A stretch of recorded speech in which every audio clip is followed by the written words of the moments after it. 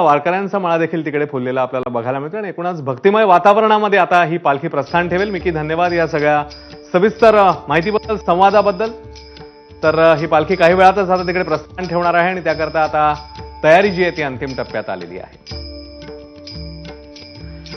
आणि याच ज्ञानोबांच्या आळंदीमध्ये कीर्तनकार शिवलीला पाटील या देखील एबीपी माझाच्या वारकरी म्हणून उपस्थित आहेत. आपण ताईंकडे जाऊया. ताई, काय सांगाल, काय महती आहे या वारीची आणि कसा जमलाय इकडे भक्तीचा सागर? रामकृष्णारी, आता आपण जिथे आहोत ते म्हणजे कैवल्य साम्राज्य चक्रवर्ती विश्वमाऊली ज्ञानोबारायांचं समाधीस्थळ. सामर्थ्याने या स्थळाचं वर्णन करायला गेलं तर ज्यांच्या समाधीला मस्तक लावल्यावर भाग्यरेषा आपोआप उमटल्या जातात ते ठिकाण म्हणजे ज्ञानोबाराय. ते ठिकाण म्हणजे विश्वमाऊलींचं सामर्थ्यवंत समाधी ठिकाण. आणि या आळंदीच्या पवित्र भूमीमध्ये आज हे वारकरी संसाराचा सगळ्या गोष्टीचा व्याप पाठीमागे टाकून मागे झाले पाहू नका, पुढे जामीन आहे तुका असं म्हणत हे वारी करतायत. बरीच संकट आहेत. यावर्षी पाऊस इतका जोरदार आहे, काल रात्रीपासून पाऊस चालू आहे, पूर आलेला आहे. पण या परिस्थितीमध्ये सुद्धा ही मंडळी स्थिर आहेत, समाधानी आहेत. कारण हे समाधान त्यांना या नामातनं मिळत आहे. चालू असलेलं ज्ञानोबारायांच्या गाभाऱ्यातलं काल्याचं कीर्तन झालं की पुन्हा सोहळ्याची चालू तयारी. आणि या तयारीमध्ये स्वतः कुठल्याही गोष्टीचं भान न ठेवता, आरोग्य ऐश्वर्यात कुठलंच भान न ठेवता ही मंडळी येत आहेत. आपण यांना विचारावं याच्यामध्ये नेमका आनंद काय आहे. रामकृष्णारी. रामकृष्णारी, वारीचा अतिशय आनंद आहे. आणि ज्ञानेश्वर महाराजांना भेटल्यावर एवढं समाधान वाटलं. कलावज्ञ जीवो धरावतारम कलांकांक तेजो दिकामोदी वक्तम खलानिश बाधा पनोधार दक्षिणम समाधिस्थ मूर्ती भजे ज्ञानदेव. ज्ञानदेवांना भेटलेला अतिशय आनंद भरभरून उरातून आलेला आहे आणि सुख समाधान शांती या वारीच्या वाटेवर अतिशय मिळत आहे. अतिशय समाधानी आहे. सर्व वारकरी भक्तांना माझ्या शुभेच्छा आहेत. आता हा जो पाऊस पडतोय म्हणजे पाऊस कंटिन्यू चालू आहे, पावसाचा वरुण राजाचा वर्षाव चालूच आहे. पण या वर्षावामध्ये तुम्हाला असं वाटतंय का की वारीमध्ये पुढे अडथळे येतील किंवा त्याचा आनंद कमी होईल याची काही चिंता वाटतेय मनात? नाही, माऊलीच्या कृपेनं सर्व काही व्यवस्थित चाललेलं आहे. ऊन वारा पाऊस सर्वांमध्ये वारकरी आनंदानं नाचत आहे. आनंदाचे नाचू तरंग तरंग, आनंदाचे डोही आनंद तरंग, आनंदाची अंग आनंदती. हा जो आनंद आहे हा परमानंद आहे. आत्म्याचं परमात्म्याशी असणारं मिलन हे वारकरी याच सोहळ्यामध्ये अनुभवतात. आणि याच आषाढी सोहळ्यामध्ये यांना पायी चालत कुठल्या ना कुठल्या रूपामध्ये परमात्म्याची, पांडुरंग परमात्म्याची भेट होते. ज्ञानोबारांच्या हाताला धरून चालणारी ही मंडळी कुठल्या संकटाचा विचार करत नाही. तुम्ही कुठून आलात दादा? मी अहमदपूर, लातूर जिल्हा. रात्रभर प्रवास करून आलो. मला भरून येते. मी आनंदी आहे. माऊलीला मी कडकडून मिठी मारली. म्हणजे हा जो सोहळा आहे खूप वर्षापासून मला पाहायचा होता.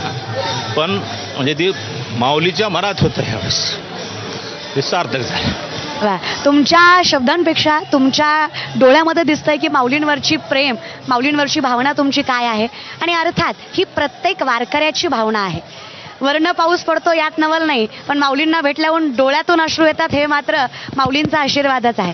आणि अर्थात आम्ही सगळीच लेकरं जेव्हा आईला भेटतो तेव्हा जी भावना असते, जे प्रेम असतं, जो आनंद असतो तो आम्हाला ज्ञानोबारांना भेटल्यानंतर होतो. महाराज म्हणतात, कन्या सासुराशी जाये मागे परतुणी पाहे ऐसे होय माझ्या जीवा. पांडुरंगा, तुला भेटलं ना की एखादी लेक सासरवास सहन करून आल्यानंतर माहेरात तिला जे आईच्या कुशीत प्रेम भेटतं ते आम्हा सगळ्या वारकऱ्यांना तुझ्या कुशीमध्ये भेटतंय. अर्थात हा सगळा भाव यांच्या चेहऱ्यात, यांच्या शब्दात, यांच्या अनुभवात साधला जातोय आणि याची तुलना अर्थात शब्दात करता येणार नाही. हे सगळं अनुभवण्यासारखं आहे. देव दिसावा ही अपेक्षा नाहीये, देव अनुभवता यावा ही अपेक्षा आहे. आणि हा अनुभवायचा देव ह्या वारीमध्ये मिळतोय. रामकृष्णारी दादा. नमस्कार माऊली. आपण कुठून आलाय? भोरहून आलोय. भोर पुणे. भोर पुणे. तुमची कितवी वारी? 16? मी सुरुवातच केलेली आहे. पण मला परमाच आनंद झालेला आहे. एवढी कीर्तन ऐकल्यानंतर, सोहळा ऐकल्यानंतर जेव्हा अनुभवायला मिळतो, कारण तुम्ही कीर्तनाच्या माध्यमातून, कथेच्या माध्यमातून सोहळा ऐकत असाल, तर तो ऐकल्यानंतर जो प्रत्यक्षात आनंद आहे, याची देही याची डोळा जो आनंद आहे त्याच्याविषयी काय सांगाल? आनंद म्हणजे हा इथं आल्यानंतर माऊलीला भेटल्याचं समाधान आहे. आणि ऐकूनही समाधान होतं, पण इथं आल्यानंतर जास्त समाधान होतं. म्हणजे नेमकं काय म्हणजे कसं वाटतं की एखाद्या सोहळ्यात गेल्यावर माऊलींच्या गाभाऱ्यात आल्यानंतर जी भावना आहे, असं वाटतं सगळ्या सणांपेक्षा हा सण वेगळा आहे? वेगळाच आहे. ह्या सगळ्या सणांपेक्षा हा सण वेगळा आहे आणि इथंच समाधान हे सगळ्यात महत्वाचं आहे. असं म्हणतात, सदा नामघोष करू हरिकथा, तेने सदा चित्ता समाधान, सर्व सुख ल्यालो सर्व अलंकार, आनंदे निर्भर डुलत असे. ही भावना या प्रत्येकाची. माऊलींनी समाधानी आणि सुख समृद्धी ठेवावे अशी मी माऊलीच्या चरणी प्रार्थना करतो आणि महाराष्ट्राच्या शेतकऱ्याला सुख समृद्धी देवो आणि त्यांचं पीक भरभराटीने येवो. आणि मी माझे दोन शब्द संबोधतो. जय जय महाराष्ट्र. अर्थात माऊलींनी ऐकलं नाही असा एकही भक्त नाहीये आणि माऊली त्याची प्रात्यक्षिकं देत आहेत की तुम्हाला जेवढ्या 2 वर्षामध्ये त्रास झालाय तेवढं सगळं माऊली भरून काढणार आहेत. अर्थात हा जो सोहळा आहे हा एकदा इतका गोड आहे.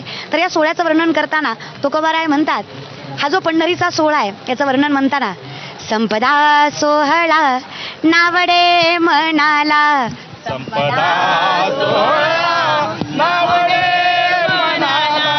लागला टकळा पंढरीचा,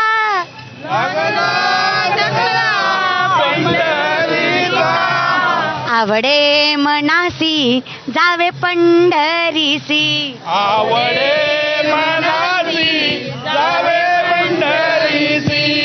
तुका म्हणे ऐसी आर्तजाच्या मनी, त्याची चक्र पाणी वाट पाहे, आवडे मनासी जावे पंढरीसी.